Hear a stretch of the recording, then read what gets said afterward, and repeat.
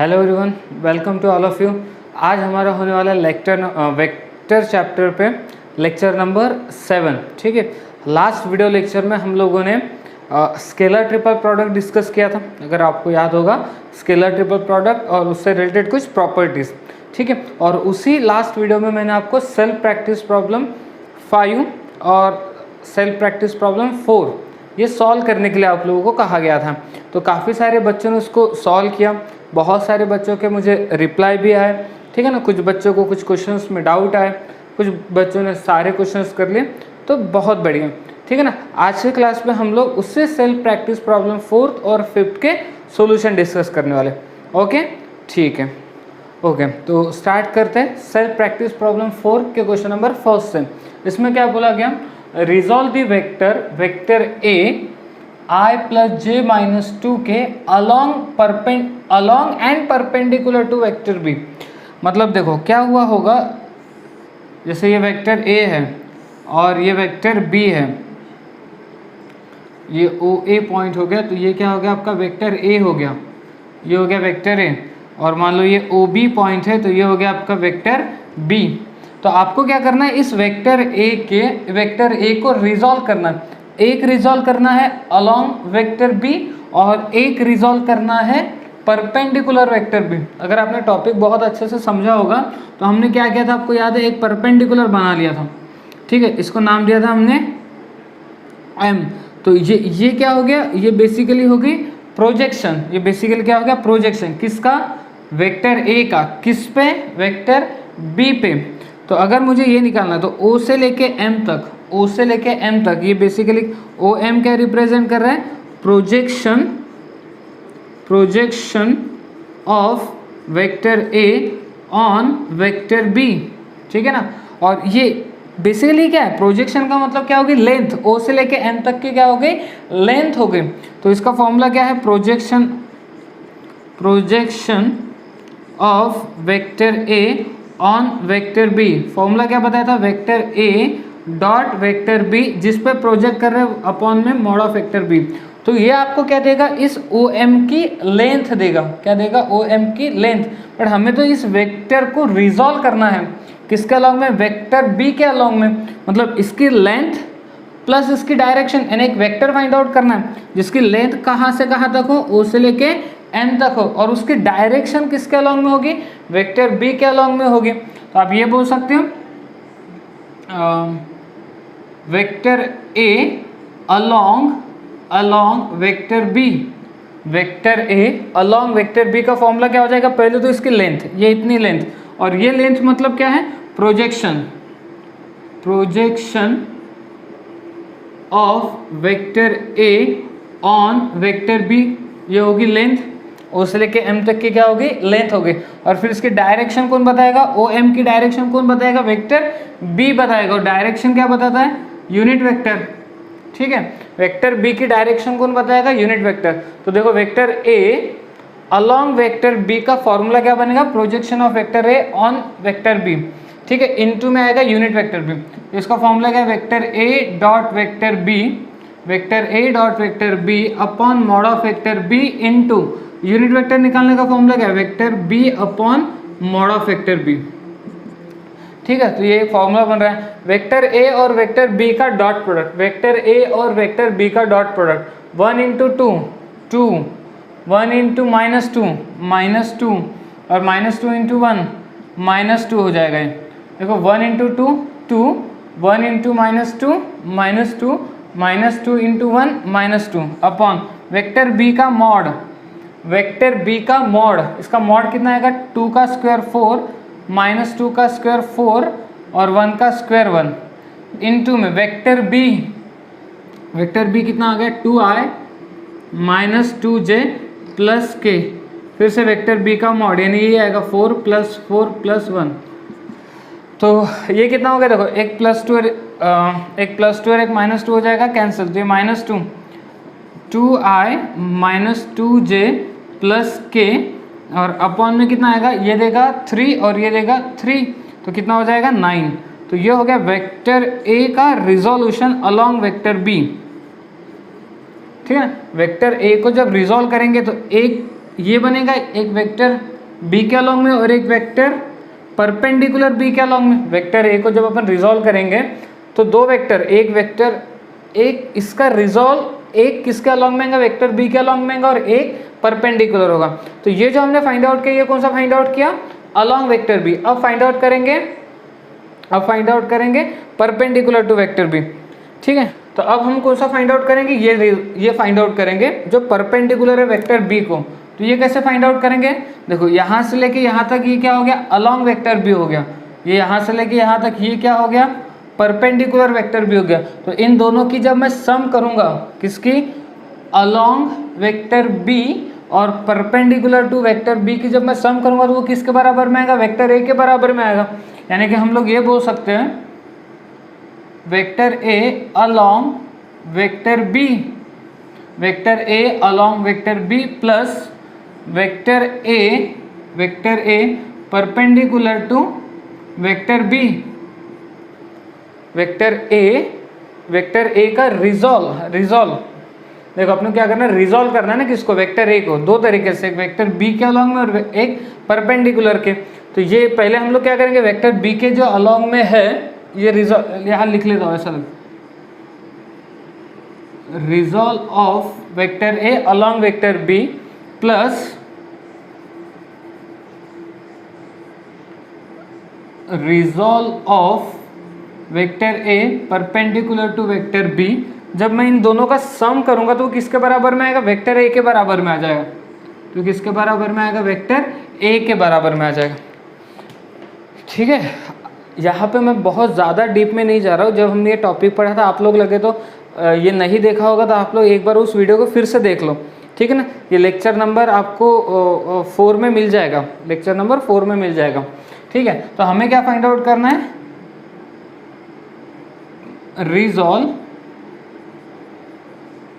Resolve of vector A perpendicular to vector B. Formula क्या हो जाएगा, वेक्टर ए, इसको उधर शिफ्ट किया वेक्टर ए, और ये कितना आया था अपना, एक बार देख लेना कितना, कैसे निकालेंगे, कैसे निकाला था, vector A dot vector B upon mod of vector B into vector B upon mod of vector B. ठीक है, सो वेक्टर ए कितना है अपने पास, आई प्लस जे माइनस 2k, उसमें से माइनस करेंगे इस सब को, तो ये कितना आया था, निकाल ले चलोगे। तो वेक्टर ए और वेक्टर बी का डॉट प्रोडक्ट तो कितना, 1 इंटू 2 1 इंटू -2 कैंसिल हो जाएगा, तो -2 आ रहा है ऊपर में।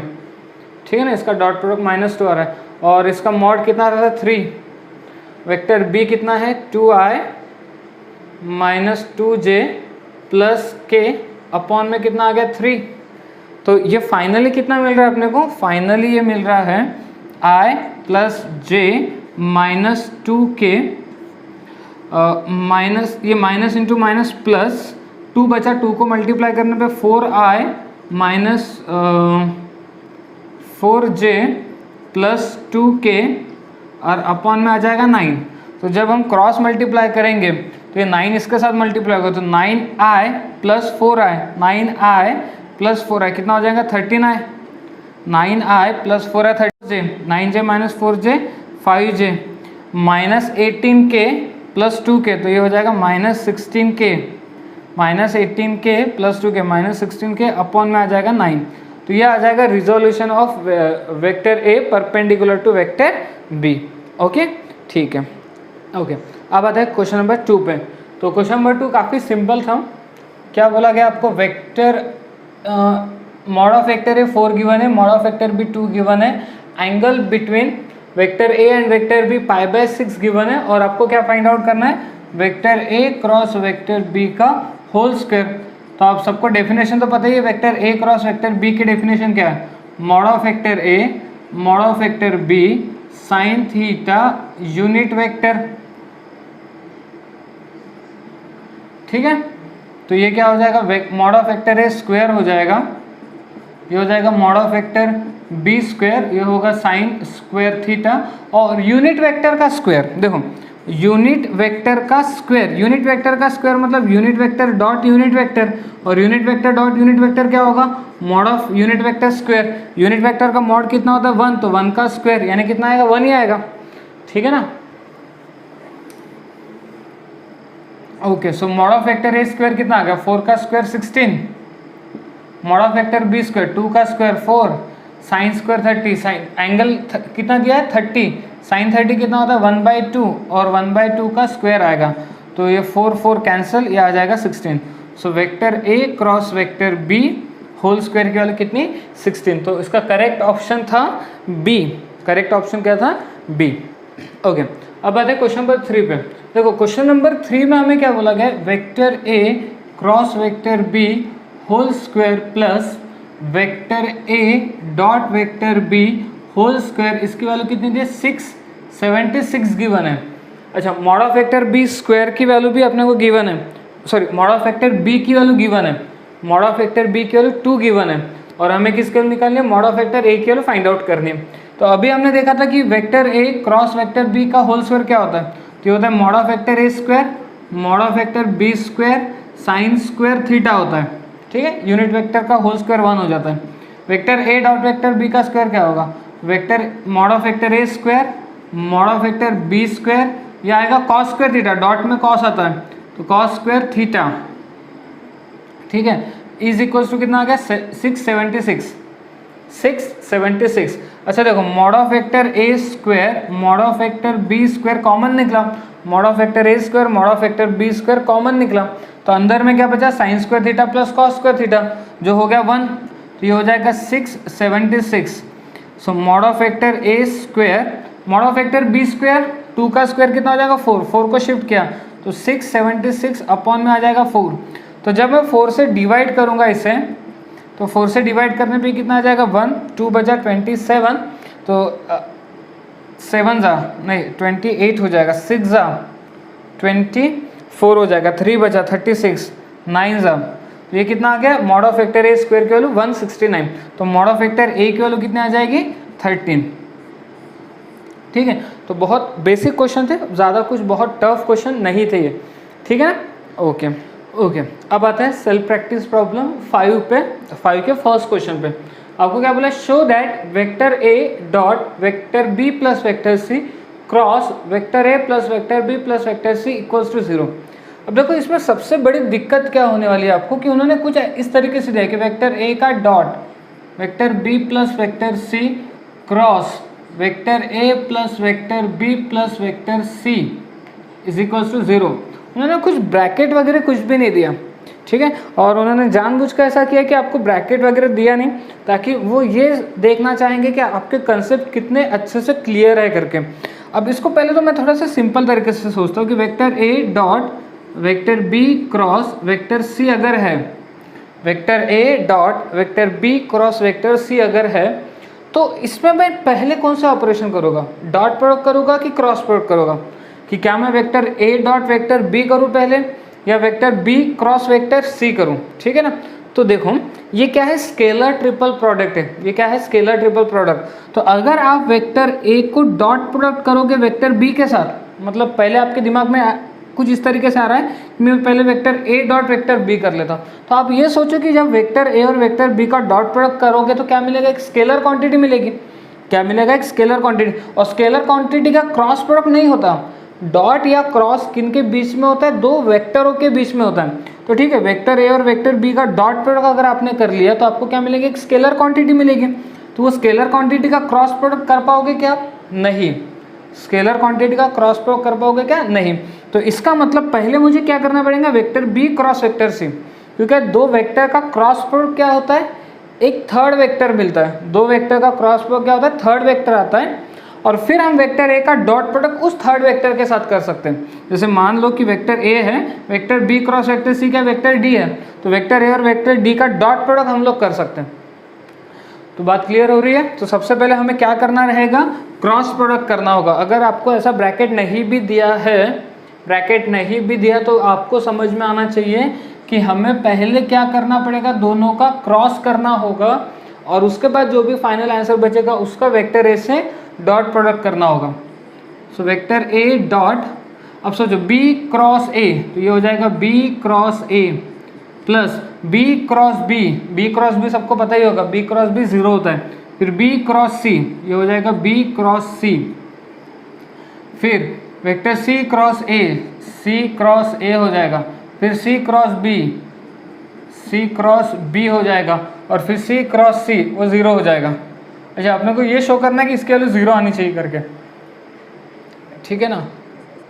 अब क्या करें, तो वेक्टर A का डॉट करते B क्रॉस C के साथ, तो वेक्टर A का डॉट B क्रॉस C के साथ प्लस फिर वेक्टर A का डॉट B क्रॉस C के साथ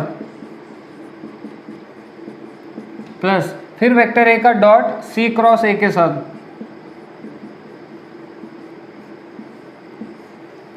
प्लस फिर वेक्टर A का डॉट C क्रॉस B के साथ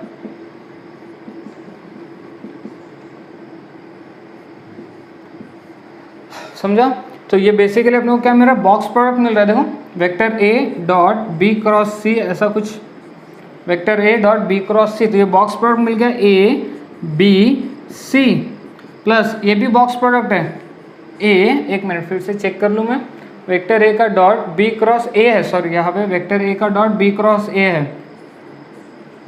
वेक्टर A का डॉट B क्रॉस है, तो वेक्टर A का डॉट B क्रॉस है, फिर वेक्टर A का dot B cross C, vector A का डॉट B क्रॉस C, तो ये A B C बॉक्स के अंदर आ जाएगा प्लस फिर ये बॉक्स के अंदर A C A आएगा प्लस और ये बॉक्स के अंदर क्या आ जाएगा A C B आ जाएगा, ठीक है। अब हमें पता है बॉक्स के अंदर अगर दो वेक्टर रिपीट हो गए तो उसकी वैल्यू क्या होती है 0, तो ये तो बन गया 0, ये तो साइक्लिक ऑर्डर में है A B C, ये भी बन जाएगा 0, बट ये साइक्लिक ऑर्डर में नहीं है क्योंकि ए के बाद क्या आना चाहिए बी, तो इन दोनों को आपस में इंटरचेंज करते हैं, तो जब दोनों को आपस में इंटरचेंज करेंगे तो यहाँ क्या लगेगा माइनस साइन, ये हो जाएगा ए बी सी, तो अब फाइनली आंसर कितना आ जाएगा 0 आ जाएगा क्योंकि ये क्या हो जाएगा आपस में कैंसिल हो गए, 0 वेक्टर आएगा, नहीं सॉरी 0 आ जाएगा, ठीक है। तो फाइनल आंसर क्या आएगा आपका 0, और यही अपने को क्या करना था शो करना था।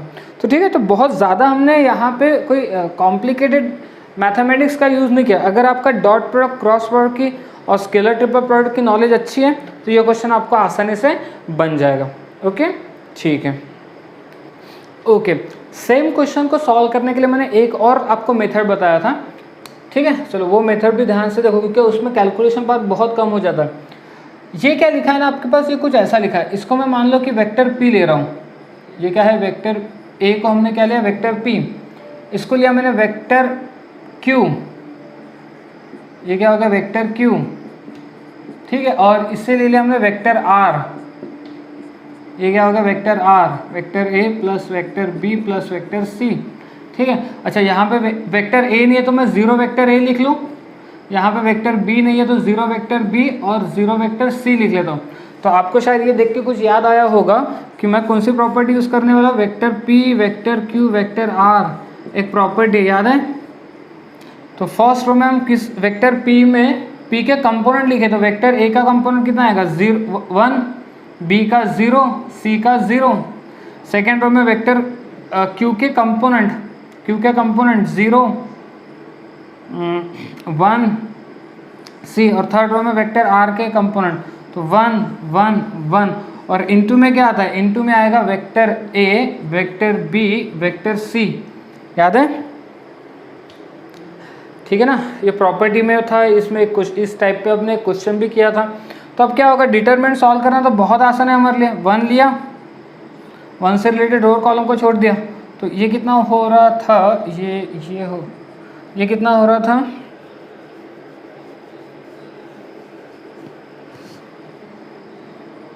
वन लिया, रिलेटेड रोर कॉलम को छोड़ दिया, 1 × 1 1 माइनस 1 × 1 1, ठीक है, बाकी तो सब 0 तो कोई लेना देना नहीं है। तो और इनटू में क्या आएगा, box product vector A vector B vector C आ जाएगा। अच्छा ये 1 - 1 0 हो गया, तो फाइनल आंसर कितना आ जाएगा 0 आ जाएगा। तो देखो इसकी वैल्यू क्या आ गई 0 आ गई, और box product vector P vector Q vector R, मतलब भी ये है कि बॉक्स के अंदर vector A vector B plus vector C और वेक्टर ए plus vector B plus vector सी,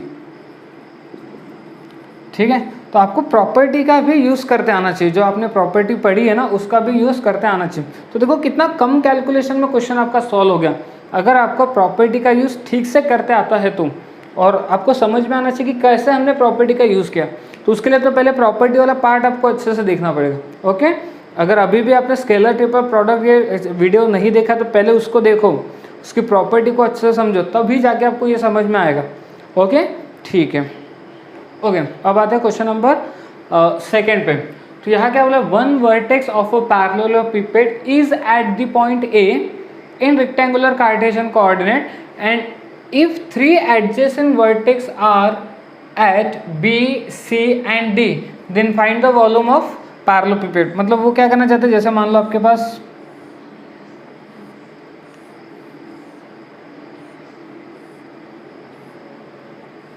ये एक पैरेललोपिपेड है, तो इस पैरेललोपिपेड में एक वर्टेक्स यहाँ पर है, तो इसके एडजेसेंट वर्टेक्स कौन से हो जाएंगे, देखो एडजेसेंट वर्टेक्स एक यहाँ पर रहेगा B, एक यहाँ हो जाएगा C और एक यहाँ हो जाएगा D।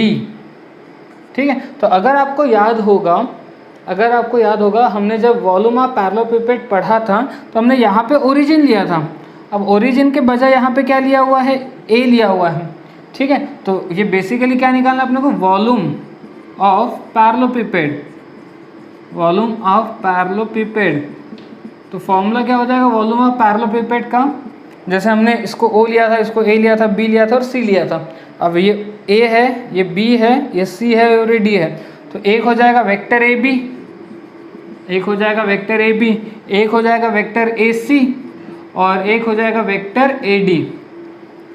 तो बॉक्स प्लॉट कैसे निकालते हैं, डिटर्मिनेंट के अंदर पहले आएंगे वेक्टर AB के कंपोनेंट, तो B माइनस A करो, B माइनस A, -1 -2, -1 -1 कितना हो जाएगा, -2 हो जाएगा, 0 माइनस ऑफ -1 +1 होगा और 2 माइनस ऑफ -2 +2 यानी 4 हो जाएगा। फिर vector AC C minus A, 2 minus 1 1 -2 of -1 तो ये -1 हो जाएगा और 3 माइनस ऑफ -2 तो ये 5 हो जाएगा। AD 4 minus 1 3, 2 minus of -1 3, 1 minus of -2 3। ठीक है, बस अब इसको सॉल्व करना है, तो इधर कर लेता हूँ मैं।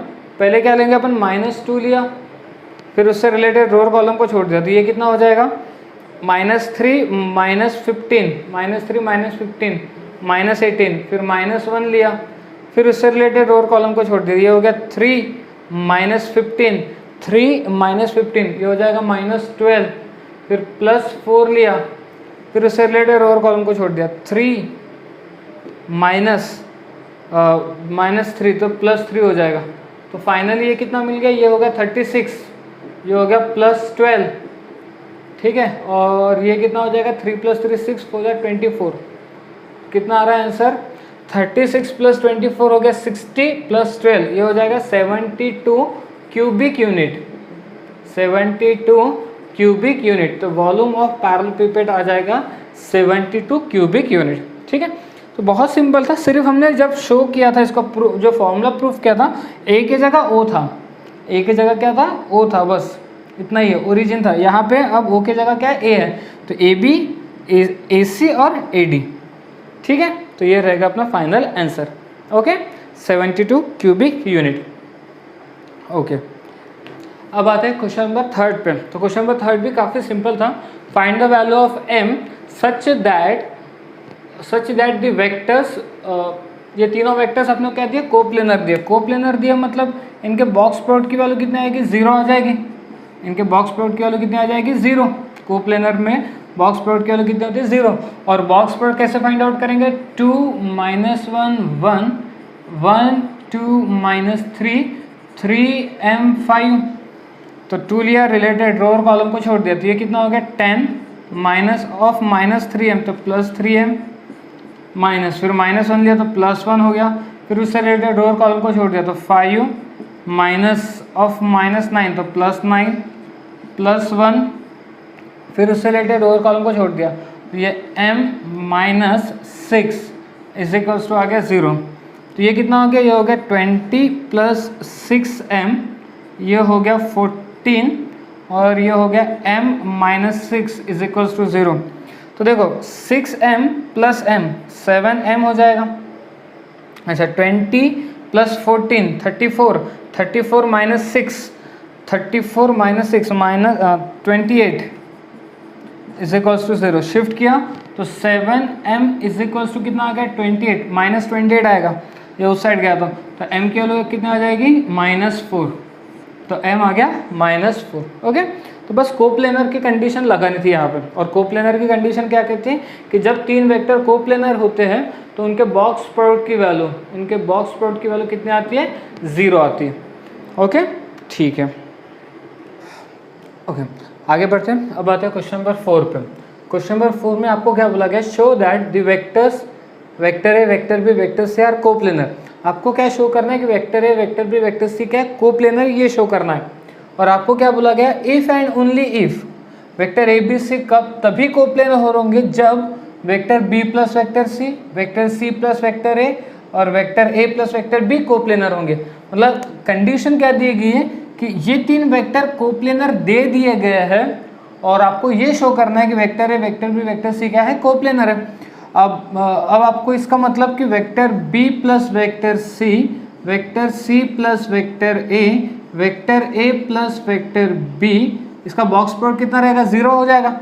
इसका बॉक्स प्रोडक्ट कितना आएगा 0। क्यों 0 आएगा, हाँ क्योंकि कोप्लेनर बोला गया। अच्छा, बॉक्स प्रोडक्ट को लिखने का ये भी एक तरीका है, vector B plus vector C का dot product vector C plus vector A cross vector A plus vector B is equals to 0।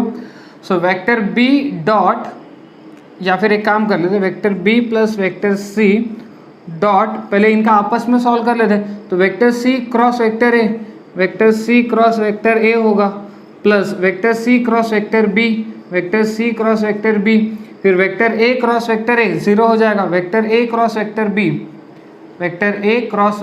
B is equals to कितना आ गया 0। क्लियर हो गया इतना। अब वेक्टर बी का dot product C cross A के साथ, तो वेक्टर बी का डॉट प्रोडक्ट किसके साथ, सी क्रॉस ए के साथ, प्लस फिर इसी वेक्टर बी का dot product C cross B के साथ, तो बी रिपीट हो जाएगा तो 0 होगा। फिर इसी वेक्टर बी का dot product A cross B के साथ, फिर से बी रिपीट हो गया 0, प्लस फिर वेक्टर सी का dot product C cross A के साथ, सी रिपीट हो गया 0, फिर वेक्टर सी का dot product C cross B के साथ, फिर 0, फिर लास्ट में आएगा वेक्टर सी का dot product A cross B के साथ, वेक्टर सी का dot product A cross B के साथ। ठीक है, आई होप कि आपको ये क्लियर हो गया होगा, ये बहुत सिंपल था समझना। अब इसको देखो, ये डॉट प्रोडक्ट लिखा है B dot C cross A, तो ये बॉक्स में, ये भी बॉक्स का ही मतलब हो गया बी सी ए। अच्छा, ये सब तो 0 हो गए। ये देखो C dot A cross B, तो इसको भी बॉक्स में लिख सकते हैं, तो सी ए बी, ये किसके बराबर में आएगा 0। अच्छा, क्या ये साइक्लिक ऑर्डर में है, हाँ बी सी ए है, तो इसको हम लोग क्या लिख सकते हैं, vector A vector B vector C लिख सकते हैं। और ये भी साइक्लिक ऑर्डर में है सी ए बी, इसको भी साइक्लिक ऑर्डर में लिख सकते हैं A B C is equals to कितना आएगा 0। अच्छा, box product A B C plus box product A B C कितना हो जाएगा 2 times box product A B C is equals to 0। 2 को शिफ्ट कर दिया तो box product A B C की वैल्यू क्या आ गई 0। Box product A B C की वैल्यू 0 आने का क्या मतलब हो जाएगा कि vector A vector B vector C क्या है, कोप्लेनर वेक्टर है। क्या है, coplanar vector. Okay, I hope कि क्लियर हो गया होगा और सिंपल था, ज़्यादा कुछ सोचने या ज़्यादा कुछ डिफिकल्ट जैसा कोई भी ये क्वेश्चन नहीं था। ओके, ठीक है। तो यहाँ आप लोगों का सेल्फ प्रैक्टिस प्रॉब्लम 4 और सेल्फ प्रैक्टिस प्रॉब्लम 5 कंप्लीट हो चुका है। ठीक है, आई होप कि जिन बच्चों को इसमें डाउट्स थे उनके वो डाउट्स बहुत अच्छे से क्लियर हो गए होंगे। ठीक है, ओके। अब हम हमारे वेक्टर अलजेब्रा को आगे बढ़ाते हैं। बस लास्ट के 2 टॉपिक बचे हुए हैं, जिसमें से एक टॉपिक अब हम डिस्कस करने वाले हैं। तो इसको आप ध्यान से देखो, थोड़ा सा थेराटिकल पार्ट है, बट मैं इसका थेराटिकल पार्ट क्लास में डिस्कस नहीं करने वाला हूँ। आपके वीडियो के साथ नोट्स अपलोड कर दिए गए हैं, आप डाउनलोड कर लेना उसको। जो उसका थेरी पार्ट है वो आपको उस नोट्स में इजीली मिल जाएगा। ठीक है, जो थेरी मतलब जो लिखने वाला पार्ट होता है, मैं सिर्फ आपको यहाँ पे क्या करने वाला हूँ, कंसेप्ट क्लियर कराने वाला हूँ। अगर आपको उसको नोट डाउन करना है तो आप अपने नोट्स डाउनलोड कर लीजिए और आप वहाँ से नोट डाउन कर सकते हो। ठीक है, तो कुछ थेरम्स हमें डिस्कस करना है, इसमें आप लोग थेरम नंबर 1 बोल सकते हैं इसको। Theorem number 1। थ्योरम नंबर 1 क्या कहता है कि मान लो आपके पास दो वेक्टर है जो कोलिनियर है। जैसे ये एक लाइन हो गई, दो वेक्टर है, एक वेक्टर ए है, जैसे मान लो यहाँ से आता है कि एक वेक्टर ए हो गया, ठीक है, या फिर ये हो गया वेक्टर ए, ये क्या हो गया वेक्टर ए, और इसी लाइन में एक वेक्टर बी है, ठीक है, तो ये हो गया वेक्टर बी। देखो यहाँ से यहाँ तक, मैं इसको लगे तो ब्रैकेट एरो दे देता हूँ, और यहाँ से यहाँ तक, ठीक है, तो ये क्या रिप्रेजेंट कर रहा है वेक्टर ए, और ये क्या रिप्रेजेंट कर रहा है वेक्टर बी, ठीक है, यहाँ तक। मतलब लेंथ देखो इसकी, यहाँ से यहाँ तक की लेंथ है वेक्टर ए की, और यहाँ से यहाँ तक की लेंथ है वेक्टर बी की। ओके, तो ये दोनों वेक्टर कैसे कोलिनियर है, दोनों वेक्टर कैसे कोलिनियर। कोलिनियर वेक्टर सबको पता ही होगा, दो और दो से ज़्यादा वेक्टर अगर एक ही लाइन में लाई करते हैं या एक दूसरे को पैरेलल है तो उसको हम लोग क्या बोलते हैं कोलिनियर वेक्टर, उसको क्या बोलते हैं कोलिनियर वेक्टर। अब अगर आप इस वेक्टर ए और वेक्टर बी को ध्यान से देख रहे हो, वेक्टर ए और वेक्टर बी को ध्यान से देख रहे हो, तो देखो वेक्टर ए की डायरेक्शन और वेक्टर बी की डायरेक्शन सेम है, वेक्टर ए की डायरेक्शन वेक्टर बी की डायरेक्शन सेम है, सिर्फ वेक्टर ए की जो लेंथ है वो वेक्टर बी के कंपैरिजन में थोड़ी कम है, वेक्टर ए की जो लेंथ है वो वेक्टर बी के कंपैरिजन में क्या है कम है। आई होप कि आप बहुत क्लियरली समझ पा रहे हो ना। वेक्टर ए यहाँ से यहाँ तक हो गया और वेक्टर बी यहाँ से यहाँ तक है, तो वेक्टर ए की जो लेंथ है ये वेक्टर बी के कंपैरिजन में थोड़ी कम है, लेकिन वेक्टर ए की डायरेक्शन और वेक्टर बी की डायरेक्शन दोनों कैसे सेम है।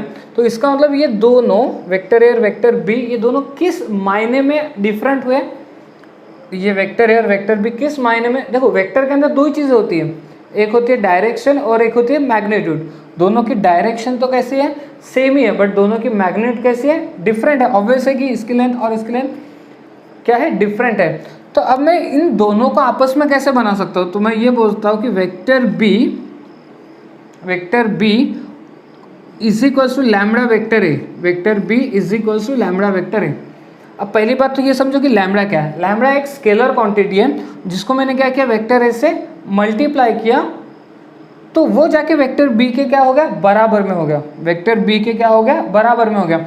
मतलब जस्ट एग्जाम्पल के लिए कि यहाँ से यहाँ तक की जो लेंथ है ये कितनी है 4 है, यहाँ से यहाँ तक की जो लेंथ है वो 4 है, यानी वेक्टर बी का मैग्नीट्यूड कितना 4 है। और ये मान लो कि वेक्टर ए का मैग्नीट्यूड है 2, वेक्टर ए का मैग्नीट्यूड है 2, दोनों की डायरेक्शन तो सेम ही है, दोनों की डायरेक्शन सेम है। अब मुझे ये बोलना है कि वेक्टर बी और वेक्टर ए दोनों इक्वल दिखाना है, वेक्टर बी और वेक्टर ए दोनों इक्वल दिखाना है। दो इक्वल वेक्टर क्या होते हैं जिनकी डायरेक्शन के साथ साथ मैग्नीट्यूड सेम होती है, दोनों की डायरेक्शन तो सेम ही है लेकिन दोनों की मैग्नीट्यूड सेम है क्या नहीं। तो मैं क्या करता हूँ ना, मैं एक काम करता हूँ कि मैं वेक्टर ए को 2 से मल्टीप्लाई कर देता हूँ, वेक्टर ए को 2 से मल्टीप्लाई कर देता हूँ। देखो वेक्टर बी और वेक्टर ए की डायरेक्शन सेम है, ये दोनों डिफरेंट थे इनके मैग्नीट्यूड में, तो अब मैंने क्या कर दिया इसको 2 से मल्टीप्लाई कर दिया।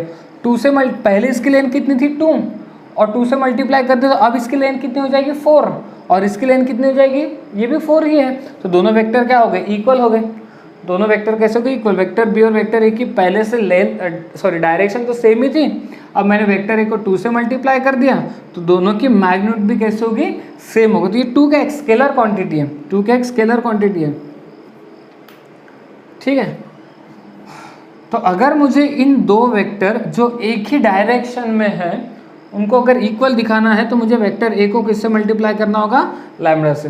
तो अगर अब मेरे बात ध्यान से सुनो, किसी भी दो वेक्टर का आपस में रिलेशन किसी स्केलर कांस्टेंट के थ्रू कनेक्ट हो रहे हैं, दोनों वेक्टर आपस में किसी स्केलर कांस्टेंट के थ्रू कनेक्ट हो रहे हैं, तो हम लोग ये बोलेंगे कि दोनों वेक्टर कैसे कोलिनियर है, दोनों वेक्टर कैसे कोलिनियर। आप बात को समझ पा रहे हो, ठीक है ना। So vector B is equal to lambda vector A. अच्छा ये ऐसा भी हो सकता है ना, वो तो मैंने डायग्राम के हिसाब से बता दिया, ठीक है। अगर मान लो ये वेक्टर बी होता और ये वेक्टर ए होता तो अब क्या रिलेशन बनता कि vector A is equal to lambda vector B हो जाता। वेक्टर ए किसके बराबर में किसी स्केलर कांस्टेंट के मल्टीप्लाई करने पे किसको वेक्टर बी को, तो वेक्टर ए के बराबर में बन जाएगा, ठीक है। तो ये भी दो वेक्टर कोलिनियर की कंडीशन है और ये भी दो वेक्टर कोलिनियर की कंडीशन है। आई होप कि आप बात को समझ पा रहे हो, ठीक है। तो हम लोग ये बोल सकते हैं कि अगर दो वेक्टर कोलिनियर है तो उनका आपस में क्या रिलेशन होगा, vector B is equal to lambda vector है, या फिर दो वेक्टर का अगर आपस में रिलेशन क्या है, vector B is equal to lambda vector है, इसका मतलब वो दोनों वेक्टर कैसे कोलिनियर है। आई होप कि आप ये बात समझ गए होंगे कि दो वेक्टर अगर कोलिनियर है तो उनका आपस में क्या रिलेशन होता है, ठीक है। बट हम लोग ना अब इस वाले रिलेशन में इंटरेस्टेड नहीं है, ठीक है ना, इस वाले रिलेशन में इंटरेस्टेड नहीं, एक नया रिलेशन बनाने की कोशिश कर रहे हैं। अब ध्यान से देखना आप, मैंने वेक्टर बी को शिफ्ट कर दिया, so lambda vector A minus vector B is equals to कितना हो गया, 0 हो गया। Lambda vector A minus vector B is equals to 0 हो गया। अब यहाँ पे आप इसको ऐसे लिख सकते हैं, lambda vector A plus minus lambda vector B is equals to 0 vector. अच्छा, लैम्बडा का एक स्केलर क्वांटिटी है, -1 का एक स्केलर क्वांटिटी है, तो लैम्बडा और -1 की जगह मैं कोई और स्केलर कांस्टेंट रख रहा हूँ, let's say m and n। तो m vector a plus n vector b is equals to 0, is equals to 0। Lambda की जगह m स्केलर कांस्टेंट रखा, -1 की जगह n स्केलर कांस्टेंट रखा है, तो लैम्बडा वेक्टर ए प्लस -1 वेक्टर बी क्या बन गया, m वेक्टर ए प्लस n वेक्टर बी बन गया। बात समझ में आ रही है। तो हमने कुछ भी नहीं किया, पहले तो हमने ये बोला कि दो वेक्टर कोलिनियर है, कोलिनियर है तो दोनों की डायरेक्शन सेम है, डिफरेंट होंगे तो वो उनके मैग्नीट्यूड में डिफरेंट होंगे, तो दोनों का आपस में क्या रिलेशन बनेगा, vector B is equal to lambda vector है। फिर वेक्टर बी को शिफ्ट किया तो ये एक रिलेशन बन गया, ठीक है। बात समझ में आ रही है। क्या हो जाएगा, 0 वेक्टर, ये क्या हो जाएगा, 0 वेक्टर। हाँ, समझो ना, मैं जो बोलना चाहता हूँ उसको आप अच्छे से समझो कि m vector a plus n vector b अगर 0 वेक्टर है तो इसमें दो पॉसिबिलिटी हो सकती है। दो पॉसिबिलिटी क्या, अच्छा a और b, वेक्टर a और vector b already non zero है, तो m और n अगर एक साथ 0 हो गए, m और n अगर एक साथ 0 हो गए तो ये पूरा क्या हो जाएगा, 0 हो जाएगा। m और n अगर एक साथ 0 हो गए तो ये तो सेटिस्फाइड होगा ना, m की वैल्यू 0 n की वैल्यू 0, तो m 0 तो ये 0 हो जाएगा, n 0 तो ये 0, तो कितना आ गया, 0 आ गया। सो अगर m और n अगर एक साथ 0 हो गए तो ये इक्वेशन क्या हो गया, सेटिस्फाइड। तब जाके हम इसमें क्या बोलते हैं कि vector a and vector b are, vector a and vector b are independent vector. इसको हम लोग क्या बोलते हैं, इंडिपेंडेंट वेक्टर। इंडिपेंडेंट वेक्टर मतलब वेक्टर ए और वेक्टर बी एक दूसरे पे डिपेंड नहीं है, ठीक है ना। देखो यहाँ से यहाँ तक तो आ गए हम लोग, अब हमारा डिस्कशन इसको लेके आ गए हैं, ठीक है ना। आप ये मत सोचो कि ये कंटिन्यू हो रहा है, यहाँ से यहाँ तक तो पहुँच गए। अब हम इस वाले रिलेशन पे डिस्कशन कर रहे हैं कि m वेक्टर है प्लस n वेक्टर बी अगर 0 वेक्टर तो क्या क्या पॉसिबिलिटी हो सकती है। वेक्टर ए और वेक्टर बी तो ऑलरेडी नॉन जीरो वेक्टर है, क्योंकि देखो दिखाई दे रहा है ये कैसे वेक्टर है, नॉन जीरो वेक्टर है। अब हो सकता है कि m और n एक साथ 0 हुए होंगे तो ये क्वांटिटी 0 आएगी, m और n एक साथ 0 हो जाएंगे तो ये क्वांटिटी क्या आएगी, 0 आएगी। अगर ऐसा हुआ तो वेक्टर ए और वेक्टर बी को हम लोग क्या बोलते हैं, इंडिपेंडेंट वेक्टर। वेक्टर ए और वेक्टर बी को क्या बोलते हैं, इंडिपेंडेंट वेक्टर। अब सुनो, अगर m और n में से कोई एक नॉन जीरो है, क्या है, नॉन जीरो है, या फिर ऐसा बोल सकते हैं कि at least one of them that is m and non zero, ठीक है। एटलीस्ट वन ऑफ देम मतलब क्या, दोनों में से कोई एक, दोनों में से कोई एक अगर कैसा है, नॉन जीरो है, दोनों में से कोई एक अगर कैसा है, नॉन जीरो है। तो अगर मान लो कि जस्ट एग्जांपल के लिए कि m जीरो नहीं है, m जीरो नहीं, तो मैं m को उस साइड शिफ्ट कर लूँगा, जैसे n vector b is equals to minus m vector a हो जाएगा, और माइनस m से डिवाइड कर दूंगा तो ये कितना आएगा, ये कुछ ऐसा आ जाएगा। तो यही रिलेशन बन गया आपस में, ठीक है ना, vector a lambda vector b, ठीक है। तो जब भी ऐसी केस होगी तो हम बोलते हैं कि vector a and vector b are dependent vector. Vector a and vector b are dependent vector, okay. अब आते हैं थ्योरम नंबर 2 पे। थ्योरम नंबर 2, थ्योरम नंबर 2 क्या कहता है, थ्योरम नंबर 2 कहता है कि मान लो आपके पास दो वेक्टर है, एक वेक्टर है a, एक वेक्टर a है, नॉन ज़ीरो है। नॉन ज़ीरो का मतलब उसका मैग्नीट्यूड ज़ीरो नहीं होगी। एक वेक्टर ए है और एक वेक्टर बी है, जैसे मान लो ये वेक्टर बी है, ये वेक्टर बी है। दोनों वेक्टर कैसे नॉन ज़ीरो है। Vector A and vector B are non zero and non collinear coplanar vector.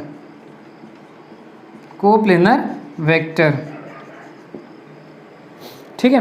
So vector A और वेक्टर बी कैसे नॉन ज़ीरो है। नॉन ज़ीरो का मतलब उनकी लेंथ ज़ीरो नहीं है। नॉन कोलिनियर का मतलब एक डायरेक्शन में भी नहीं है। और कैसे कोप्लेनर है। कोप्लेनर का मतलब ये दोनों क्या है, एक ही प्लेन में है। क्या है, एक ही प्लेन में है। तो आप समझ गए होंगे कि अब मैं इससे क्या बनाने वाला हूँ, एक पैरेललोग्राम बनाना।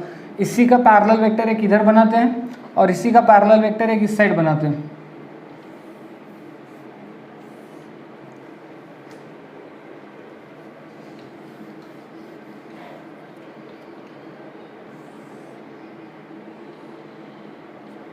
ठीक है। तो ये भी क्या हो जाएगा, वेक्टर बी हो जाएगा और ये क्या हो जाएगा, वेक्टर ए हो जाएगा। इसको मैं सी नाम देता हूँ। तो ये क्या होगी, इस पैरेललोग्राम की डायगोनल। ठीक है। तो आपको सबको पता ही है कि ये क्या रिप्रेजेंट करता है, ये रिप्रेजेंट करता है वेक्टर ए प्लस वेक्टर बी, यानी पॉइंट सी का पोजीशन वेक्टर क्या हो जाएगा, वेक्टर ए प्लस वेक्टर बी। ठीक है, बात क्लियर हो गई। अब ध्यान से मेरी बात और एक बार समझो कि हमने क्या बनाया, एक वेक्टर ए बना दिया, ये वेक्टर ए है, ये वेक्टर बी है। तो इन दोनों का सम, वेक्टर ए और वेक्टर बी का सम क्या देगा अपने को, वेक्टर सी देगा। ठीक है, वेक्टर सी बोलो या पॉइंट सी का पोजीशन वेक्टर क्या हो जाएगा, वेक्टर ए प्लस वेक्टर बी हो जाएगा, वेक्टर ए प्लस वेक्टर बी होगा। ठीक है। अब मैं ये बोलना चाहता हूँ कि इनका आपस में क्या रिलेशन होगा।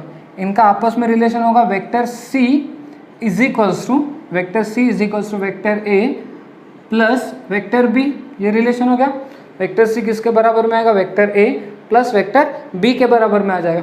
अब मेरी बात को गौर से समझो कि यहाँ से यहाँ तक क्या था, वेक्टर ए था। अब मैं ये बोल रहा हूँ कि वेक्टर ए ना थोड़ा छोटा हो गया। ये क्या था, वेक्टर ए था। अब मैं ये वेक्टर ए को थोड़ा छोटा बना रहा हूँ, छोटा कर रहा हूँ कि ये थोड़ा छोटा हो गया, यहीं पे ख़त्म हो गया। ठीक है, यही यहाँ से यहाँ तक ही ये हो गया वेक्टर ए। और ये वेक्टर बी को भी थोड़ा छोटा बना लेता हूँ, मतलब ये यहाँ से यहाँ तक ही होगा। तो क्या अब ये वेक्टर ए ये यहाँ से यहाँ तक, ठीक है ना, तो क्या ये वेक्टर ए और इस वेक्टर बी का इस बार सम वेक्टर ए सी आएगा क्या, नहीं। ठीक है ना, कैसे, क्योंकि देखो हम लोग क्या करते हैं, पैरेललोग्राम बनाते हैं। तो ये पैरेललोग्राम बना लेते हैं ऐसा। तो वेक्टर इन दोनों का सम तो ये यहाँ से यहीं पे ख़त्म हो रहा है ना। तो क्या ये वेक्टर सी है क्या, वेक्टर सी तो पूरा है। ठीक है, तो इसका मतलब कि अगर मैं इसको किसी स्केलर क्वांटिटी से मल्टीप्लाई करूँ ताकि वो किसके बराबर में हो जाए, ये पूरे इसके बराबर में हो जाए। मतलब देखो हमने क्या बोला था कि ये जो कंप्लीट वेक्टर ए था उसको मैंने छोटा बना दिया। अब मुझे इस क्वांटिटी को, इसको मैं किससे मल्टीप्लाई करूं ताकि मुझे पूरा मिले, तो किसी स्केलर के साथ मल्टीप्लाई करना होगा। दोनों की डायरेक्शन तो सेम ही है, दोनों की डायरेक्शन सेम है। तो सिर्फ मुझे इसकी जो लेंथ है वो इसके बराबर में बनानी है। तो मैं इसे किससे मल्टीप्लाई करता हूँ, किसी स्केलर क्वांटिटी से, यानी वेक्टर ए को किससे मल्टीप्लाई किया मैंने, एम से। और उसी तरीके से वेक्टर बी को भी अगर मुझे इस साइड लेंथ के बराबर बनाना है, वेक्टर बी को भी अगर मुझे इस साइड लेंथ के बराबर में बनाना है, तो वेक्टर बी को भी किसी स्केलर के साथ मल्टीप्लाई करना होगा। तो वो मान लो वेक्टर एन के साथ मल्टीप्लाई किया, तो फिर ये वेक्टर ए को अगर मैंने स्केलर कांस्टेंट के साथ मल्टीप्लाई किया तो वो क्या बन गया, यहाँ तक बन जाएगा। वेक्टर बी को भी मैंने किसी स्केलर कांस्टेंट के साथ मल्टीप्लाई किया तो वो भी इतना बन जाएगा। फिर इन दोनों की सम किसके बराबर में आएगी, इसी के बराबर में आएगी। यानी वेक्टर सी क्या हो जाएगा, एम वेक्टर ए प्लस एन वेक्टर बी हो जाएगा। Vector C is equals to क्या होगा, एम वेक्टर ए प्लस एन वेक्टर बी। ठीक है, ये आपने स्टेट बोर्ड में भी आपने देखा है, बट स्टेट बोर्ड में हमने इसका ना बहुत लंबा चौड़ा क्या किया था, थ्योरम प्रूफ किया था।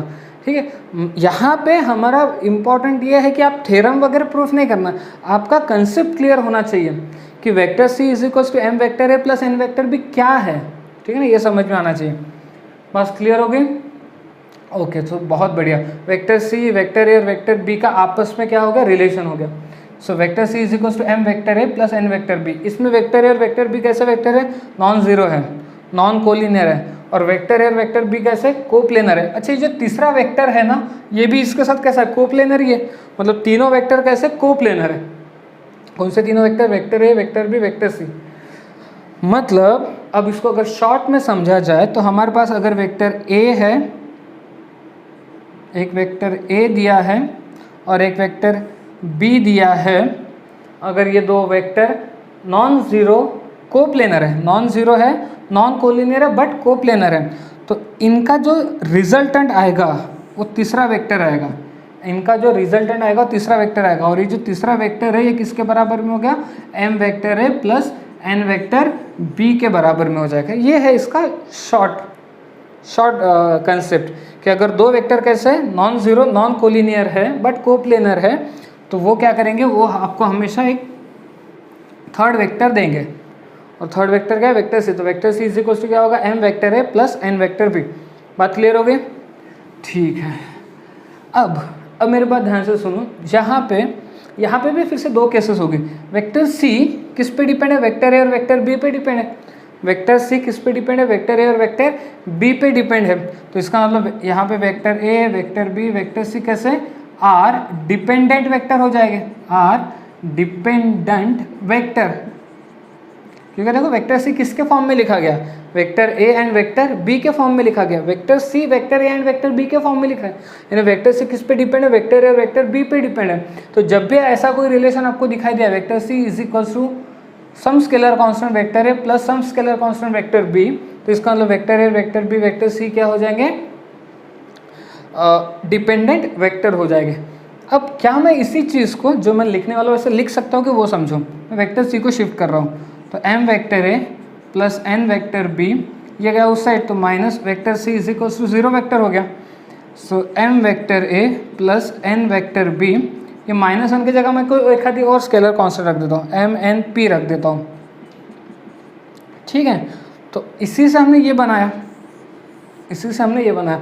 अब इसको ध्यान से समझो, इसको बहुत ही ध्यान से समझना है। आपके पास क्या तैयार हो गया, एक कॉम्बिनेशन तैयार हो गया। देखो इसको हम लोग लीनियर कॉम्बिनेशन भी बोलते हैं, उसको क्या बोलते हैं, लीनियर कॉम्बिनेशन। ठीक है, वेक्टर ए और वेक्टर बी लीनियर फॉर्म में और क्या हो गए, कंबाइन हो गए, तो इसको इसलिए हम उसको क्या बोलते हैं, लीनियर कॉम्बिनेशन भी कहते हैं। ठीक है, अब बात करते हैं इस पर, M vector A plus N vector B plus N vector C is equal to zero. M vector A plus N vector B plus N vector C is equal to zero. अब मैं आपको ये बोल रहा हूँ कि अगर मान लो एम एन और पी, एम एन और पी तीनों जीरो हो गए, एम एन और पी अगर तीनों जीरो हो गए तो क्या ये जीरो बन जाएगा, M be zero, N be zero, P be zero, तीनों एक साथ जीरो हो गए। तीनों अगर एक साथ जीरो हो गए तो क्या ये सेटिस्फाइड हो जाएगा, हाँ हो जाएगा। लेकिन जब भी ये तीनों जीरो हो जाएंगे तो ऐसे टाइम पे हम कहते हैं कि vector A, vector B, vector C are independent vector. क्या है, इंडिपेंडेंट वेक्टर है, ठीक है ना। क्योंकि मैं इससे वापस इस पे जा पा रहा हूँ क्या, अगर ये तीनों जीरो हो जाएंगे, M be zero, N be zero, P be zero, तो क्या मैं वापस इस पे जा पाऊंगा क्या, नहीं। तो ऐसे केस में vector A, vector B, vector C को क्या बोलते हैं, इंडिपेंडेंट, क्या बोलते हैं, इंडिपेंडेंट वेक्टर। ठीक है, अगर मान लो कि तीनों में से कोई एक जीरो नहीं है, M N P at least one of them is non zero, तीनों में से कोई एक ज़ीरो नहीं है, तीनों में से कोई एक ज़ीरो नहीं है, तो क्या मैं इस पर रिटर्न जा पाऊंगा क्या, चलो देखते हैं। जस्ट एग्जांपल के लिए कि m ज़ीरो नहीं है तो मैं इसको ना उस साइड शिफ्ट कर देता हूँ, इसको मैं उस साइड शिफ्ट कर देता हूँ, तो देखो क्या होगा, n vector b plus p vector c is equal to कितना हो जाएगा, इज इक्वल टू हो जाएगा माइनस वेक्टर a हो जाएगा। क्योंकि p को m जीरो नहीं लिया ना हमने क्या माना है कि m अगर जीरो नहीं है, मैं m वेक्टर a को उधर शिफ्ट कर रहा हूँ। अब मैं माइनस m से डिवाइड कर देता हूँ, माइनस m से डिवाइड करने पे minus n upon m vector b आएगा, p upon minus p upon m vector c आएगा और वेक्टर a आ गया। तो ये देखो, इसको एक स्केलर कांस्टेंट रख दो, इसको भी एक स्केलर कांस्टेंट रख दो, यानी वेक्टर a को मान लो scalar constant x vector b है और ये y वेक्टर c है, तो देखो आ गया वापस इधर ही। ठीक है, तो देखो अब इसमें ना अपने पास ओवरऑल दो चीज़ें निकल के सामने आ रही हैं। पहले तो हमने ये देखा कि वेक्टर ए और वेक्टर बी अगर क्या है, नॉन ज़ीरो नॉन कोलिनियर है बट कोप्लेनर है, तो ये रिलेशन तैयार होगा।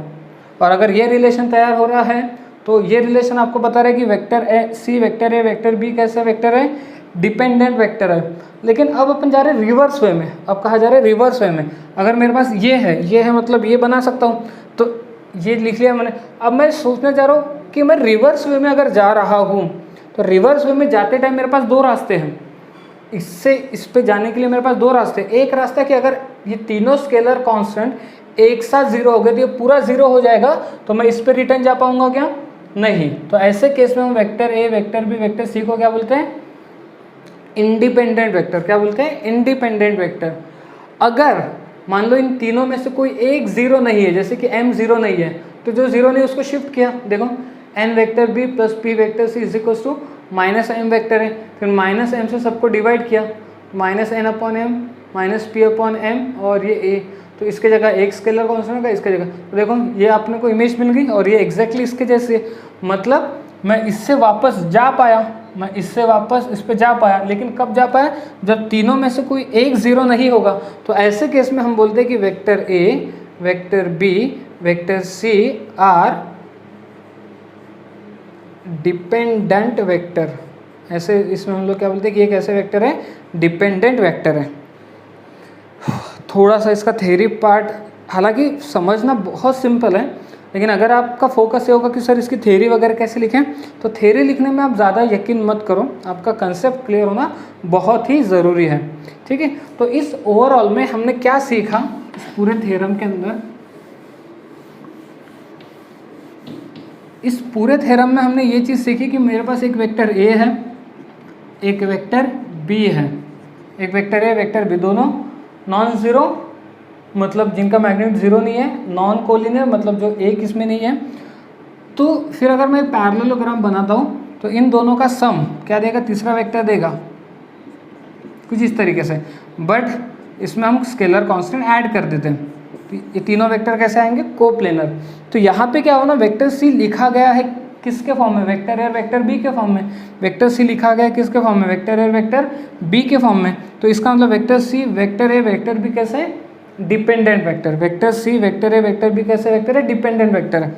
अब मैं इसको थोड़ा सा और आगे बढ़ा रहा हूँ, इसको उधर शिफ्ट कर रहा हूँ। तो m वेक्टर ए प्लस n वेक्टर बी, ये इधर गया तो minus vector C is equal to zero हो गया।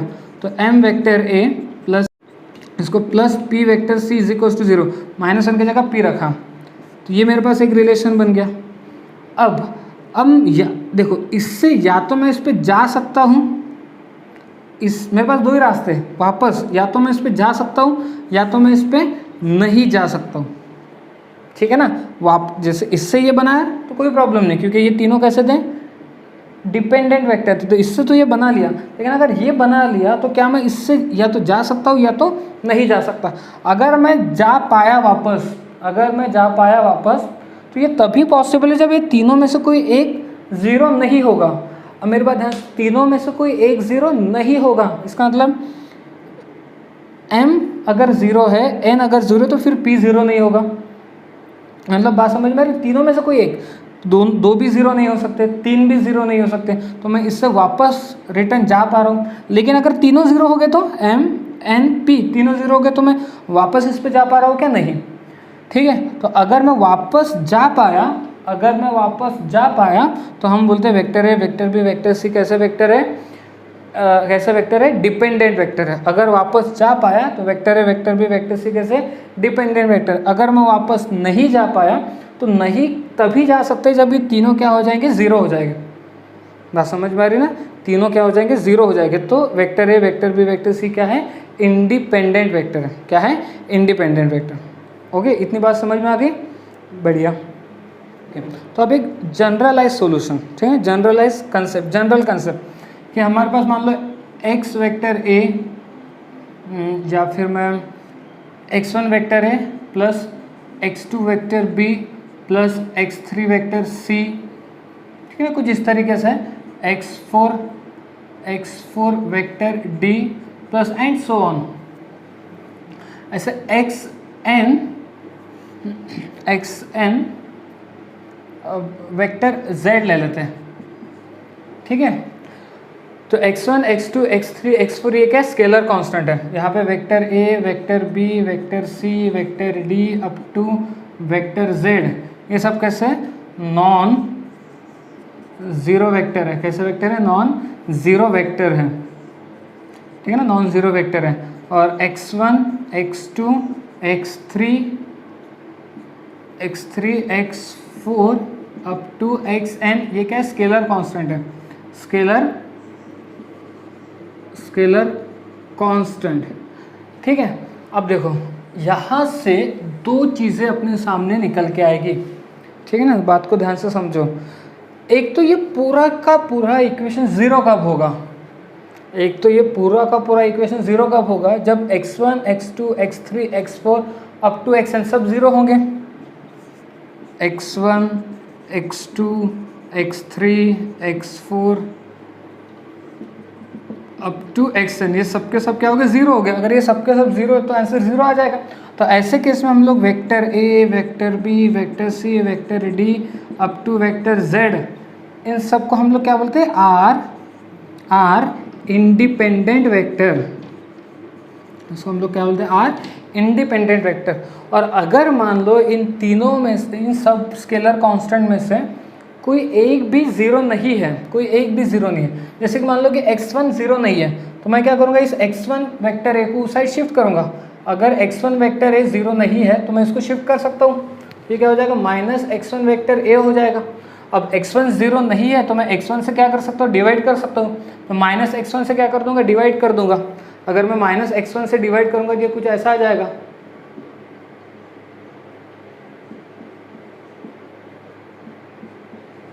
ठीक है। और यहाँ पे कितना आएगा? तो यहाँ पे देखो क्या हुआ, वेक्टर ए किसके फॉर्म में लिखा है? Vector B, vector C, vector D, vector Z के फॉर्म में लिखा है। वेक्टर ए किसके फॉर्म में लिखा है? Vector B, vector C. तो इसका मतलब हम लोग उसको क्या बोलेंगे कि vector A, vector B, vector C up to vector Z are dependent vector. क्या बोलेंगे? Dependent vector. तो आई होप कि आपको ओवरऑल कंसेप्ट क्लियर हुआ होगा कि कब हम डिपेंडेंट वेक्टर कहते हैं और कब हम इंडिपेंडेंट वेक्टर कहते हैं। ओके, ठीक है। जो आई होप कि आपको ये सारी चीज़ें बहुत अच्छे से समझ में आ रही होगी। उस एक लास्ट थ्योरम है, थ्योरम नंबर 3, उसको भी जल्दी से डिस्कस कर लेते हैं। तो अब यहाँ पे हम लोग क्या डिस्कस करना चाहते हैं उसको समझो।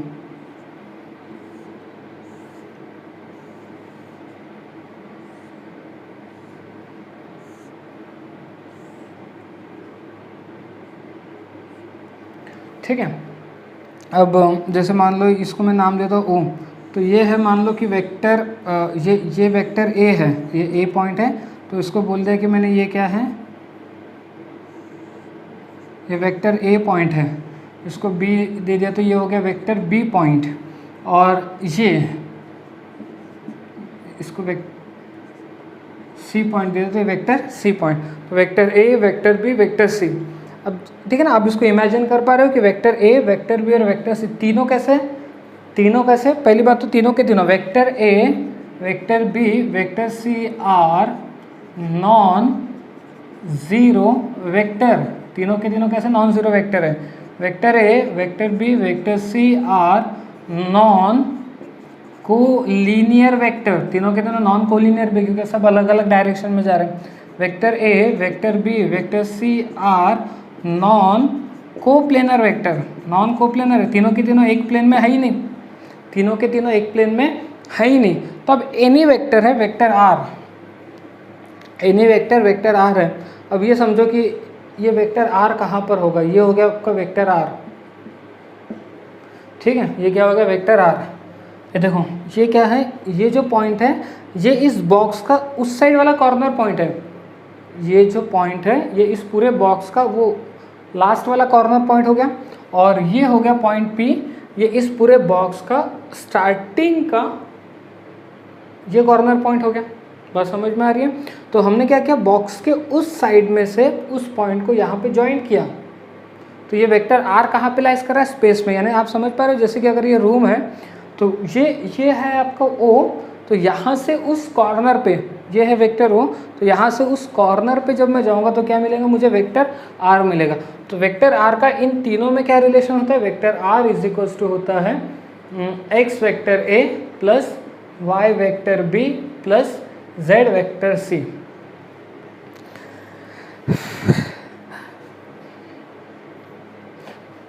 ठीक है, बात समझ में आई? अच्छा, अगर आप ये पता करना चाहते हो कि आया कैसे है, तो देखो पहले इसको समझो, इस बेस को समझो अच्छे से। तो ये क्या हो गया, डायगोनल हो गया। तो ये क्या रिप्रेजेंट कर रहा है, ये रिप्रेजेंट कर रहा है वेक्टर ए प्लस वेक्टर बी।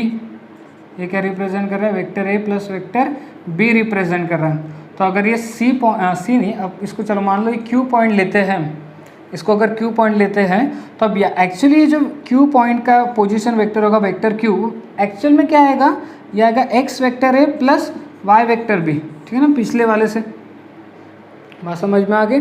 तो ये जो क्यू पॉइंट का पोजीशन वेक्टर है वो क्या आएगा, एक्स वेक्टर ए प्लस वाई वेक्टर बी। ठीक है, अब इसी को साइड से अच्छे से देखो कि ये क्या बन रहा है। इसको मैं डायग्राम को यहाँ पे बनाने की कोशिश कर रहा हूँ, तो आप अच्छे से इसको समझो। ये ओ पॉइंट है, ये देखो ये ओ पॉइंट है, ये क्यू पॉइंट है। अच्छा, ये कैसा होगा, ये जो है ना, ये पूरा का हो रहा है इस प्लेन में लाई कर रहा है।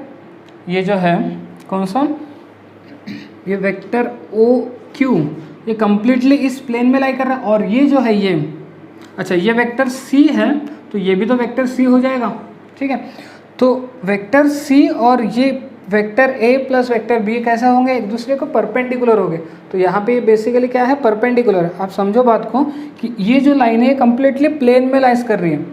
बात समझ में आ रहा है? जैसे ये कम्प्लीटली, जैसे ग्राउंड हो गया, यहाँ पे लाई कर रहा है कौन, ये हो गया। और ये क्या है, उसको जैसे मैं खड़ा हूँ, मैं वेक्टर सी हूँ, तो मैं उसको कैसा परपेंडिकुलर हूँ। अब जब आप देखोगे तो ऐसा लगेगा नहीं ये परपेंडिकुलर, बट एक्चुअल में ये है परपेंडिकुलर। तो ये कितना हो गया, ये हो जाएगा आपका वेक्टर ए plus vector B, X vector ए प्लस वाई वेक्टर बी। क्या हो जाएगा, एक्स वेक्टर ए प्लस वाई वेक्टर बी। और ये क्या है, वेक्टर सी है। और ये क्या है, वेक्टर आर हो गया। ये क्या है, वेक्टर आर। तो वेक्टर आर क्या हो जाएगा, वेक्टर आर हो जाएगा एक्स वेक्टर ए प्लस वाई वेक्टर बी, फिर से कांस्टेंट लगाना पड़ेगा जेड वेक्टर सी। तो ये अपने को फाइनल मिलेगा एक्स वेक्टर ए plus Y vector B plus Z vector C. ठीक है, तो मेरे ख्याल से ये डेरिवेशंस वगैरह आप ज़्यादा डिटेल में नहीं गए तो भी चलेगा डेरिवेशंस के। सिर्फ आप इतना ध्यान रखो कि अगर तीन वेक्टर कैसे है, non zero, non collinear, non coplanar है, तो उसको इस तरीके से लिखा जाता है वेक्टर आर क्या होगा, एक एनी वेक्टर होगा जो स्पेस में होगा। वेक्टर आर एक एनी वेक्टर होगा जो स्पेस में होगा। और वेक्टर आर अपन इस वेक्टर ए, वेक्टर बी और वेक्टर सी के कॉम्बिनेशन में लिख सकते हैं। अब यहाँ पे भी देखो फिर से क्या हुआ कि वेक्टर आर किसके फॉर्म में लिखा गया, vector A, vector B, vector C के फॉर्म में लिखा गया। मतलब हम बोल सकते हैं यहाँ पे कि vector R, vector A, vector B, vector C are क्या बोल सकते हैं, डिपेंडेंट वेक्टर। क्या बोल सकते हैं, डिपेंडेंट वेक्टर। ठीक है, डिपेंडेंट वेक्टर। अब इसी चीज़ को क्या मैं ऐसे भी लिख सकता हूँ, एक्स वेक्टर ए plus Y vector B plus Z vector C, इसको उधर लेके जाता हूँ तो minus vector R is equals to 0। तो ये हो जाएगा एक्स वेक्टर ए plus Y vector B plus Z vector C. Again इस -1 की जगह किसी स्केलर को रख देते, एम को रख दिया। ठीक है, अब मेरे पास फिर से इससे वापस जाने के लिए या तो रास्ता होगा या तो रास्ता नहीं होगा, दोनों में से कोई एक ही पॉसिबिलिटी। मैं इससे यहाँ पे तो आ गया, ठीक है, बट अब वापस जाने के लिए या तो मेरे पास रास्ता होगा या तो मेरे पास रास्ता नहीं होगा। अगर रास्ता हुआ मतलब मैं वापस चले गया, तो मैं यहाँ पे बोलूँगा कि vector A, vector B, vector C और वेक्टर आर कैसे है, डिपेंडेंट है। कैसे वेक्टर है, डिपेंडेंट वेक्टर है। और ये तभी होगा जब x, y, z और m में से कोई एक नॉन ज़ीरो हो। वापस मैं तभी जा सकता हूँ जब इन स्केलर कांस्टेंट में से किसी एक की वैल्यू नॉन ज़ीरो। अगर मैं वापस नहीं गया या अगर मैं वापस नहीं जा पाया तो इसका मतलब x, y, z और m ये चारों के चारों कैसे रहेंगे? ज़ीरो। ये चारों के चारों कैसे रहेंगे? ज़ीरो। ये ज़ीरो होगा तो ये पूरा ज़ीरो हो जाएगा। इसका मतलब a, b, c और r नॉन इंडिपेंडेंट है, यानी a, b, c vector r independent vector. कैसे रहेंगे ये? इंडिपेंडेंट। कैसे हो जाएंगे? Independent vector. ठीक है, आई होप कि आपको ये अब बहुत अच्छे से क्लियर हुआ होगा। तो इसके लिए एक जल्दी से छोटा सा एग्जांपल कि अगर मेरे पास vector a is equal to 3i plus 4j plus 5k है, vector a is equal to 3i plus 4j plus 5k है, तो क्या मैं vector a, vector i, vector j और वेक्टर k को इंडिपेंडेंट बोलूँ या डिपेंडेंट बोलूँ? अगर vector a 3i plus 4j plus 5k है तो vector a, vector i, vector j, vector k को इंडिपेंडेंट बोलूँ या डिपेंडेंट बोलूँ? क्या बोलूँगा? डिपेंडेंट। क्योंकि देखो वेक्टर a किसके फॉर्म में लिखा गया? i, j, k के। जैसे वेक्टर r अगर vector a, vector b, vector c के फॉर्म में लिखा है तो हम इन चारों को क्या बोलते हैं? Dependent vector. तो वेक्टर a किसके फॉर्म में लिखा गया? i, j, k के फॉर्म में लिखा गया। किसके फॉर्म में लिखा गया? i, j, k के फॉर्म में लिखा गया। तो इसका ये मतलब हो जाएगा कि ये कैसे वेक्टर होंगे? डिपेंडेंट वेक्टर होंगे। कैसे वेक्टर होंगे? Dependent vector. ठीक है, ओके। तो आई होप कि आपको ये थ्योरी कंसेप्ट समझा होगा। अगर आपको इसको लिखना है, मेरे ख्याल से तो लिखने की ज़रूरत नहीं है, अगर फिर भी लिखना है तो मैंने नोट्स अपलोड कर दिए हैं, आप वहाँ से बिल्कुल लिख सकते हैं। ठीक है, अच्छा, साथ ही साथ मैंने एक 10 क्वेश्चन की एक वर्कशीट भी इस वीडियो में अपलोड की है। आपको क्या करना है? वो 10 के 10 क्वेश्चन ट्राई करना है, सॉल्व करना है और मुझे उसके सॉल्यूशन भेजना है। ये 10 क्वेश्चन कौन से टॉपिक पे डिपेंड है? डॉट प्रोडक्ट, क्रॉस प्रोडक्ट और स्केलर ट्रिपल प्रोडक्ट। ठीक है, इस टॉपिक का जो न्यूमेरिकल पार्ट है वो हम लोग अगले वीडियो लेक्चर में लेंगे, बट अगले वीडियो लेक्चर आने से पहले आप इस टॉपिक को बहुत और अच्छे से क्लियर करके रखो। ओके, ठीक है।